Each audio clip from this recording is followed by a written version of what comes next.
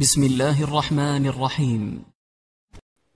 بارک الله فیکم. برای همین کوشا باشید در تعلیم سیره رسول اکرم صلی الله علیه و سلم، در تعلیم عقیده و در تعلیم قرآن و سنت با فهم سلف امت کوشا باشید و دین را در بین مردم به قدر و توانایی با حکمت با موعظه حسنه پهن بکنید، انتشار نمایید و از فرقه های باطل با خبر باشید و به مردم فهمانید که ضرر این فرقه ها چی است. بارک الله فیکم.